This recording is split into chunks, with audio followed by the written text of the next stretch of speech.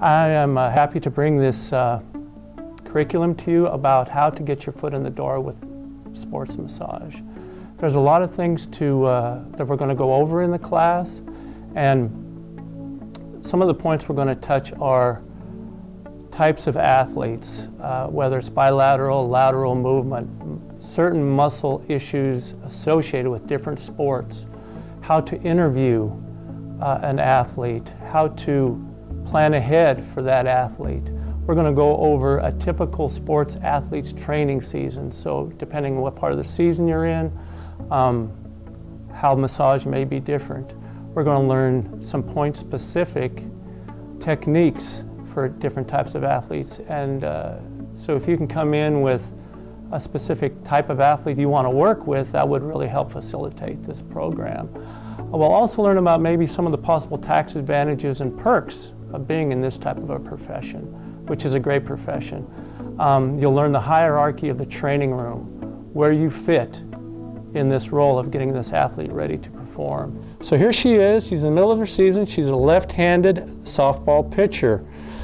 So you can imagine the one side of her body could possibly be different than the other side, but it's always a good idea to go ahead and get a baseline on one side. So you're going to kind of feel around for pec major, pec minor, see if there's any issues here. You want to see issues all over, of course, but you want to see if everything's okay. At least we'll kind of give you a little bit different of a baseline. Okay, so that is her right side, but that's her non-throwing side. As we probably mentioned, she's going to have a lot of issues here and in the back and the scap and the rhomboids. So some we want to be aware of is finding out, and let's say this is a rehab day in the middle of the week. So we want to find out what's aching and what's hurting her. Let's pretend it's her forearm. They get a lot of forearm issues. They get a lot of wrist issues because of the way they release the ball. So we're going to work all this area. We're going to pay attention to the wrist. If you had any other guesses, what also might be an issue with throwing a softball over and over and over, up to 120 times in one game? Well, you already talked about the Mm-hmm. rotator cuff, so I'm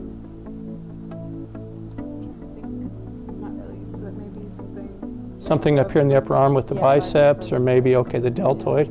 So you'd go through all this stuff, you would kind of release, and hopefully you would know how much range of motion this person has. You have to realize that as a sports massage therapist, you're seeing this person maybe once, maybe twice a week, whereas their trainers will see them every day. And so a lot of times you're going to glean the information you need from the trainers. But mostly we're just trying to keep her in shape. It's during the middle of the season, so hopefully we don't have a lot of injuries to work with. But that's what we're going to talk about. So when you come to class with your specific questions, we can get more specific about what we want to release. In our second example, she's at the Big 12 meet. She is a 400-meter racer, and she's right in the middle of it.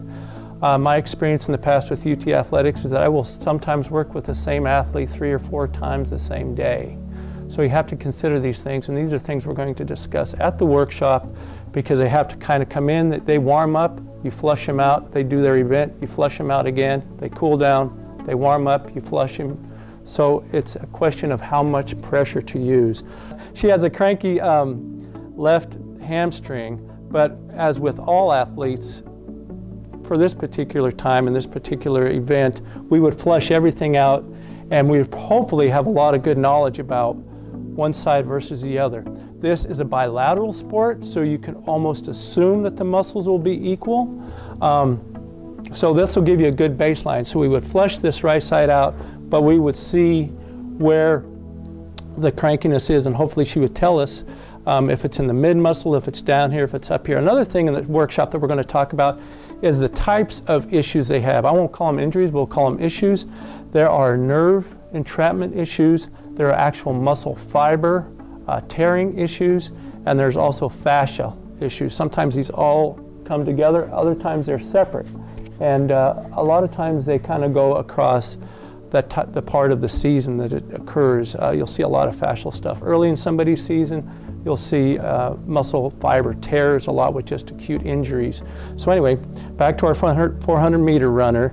She is getting ready to run her semifinals. She already did the initial run this morning. She's getting ready to run her semifinals now. So what we would want to do is we're just going to flush everything out gently, and then when we do find something, if it is something that's kind of say mid hamstring here, we would work around it, but it's going to have to be pretty gentle. This is no time to be aggressive because she's probably going to be ready to run within about 20 minutes, and we're just trying to get it flushed out. And a lot of times with these athletes, they are very superstitious and very emotional about things. So sometimes just laying hands on and just trying to get them to physically relax gets their head in a good place.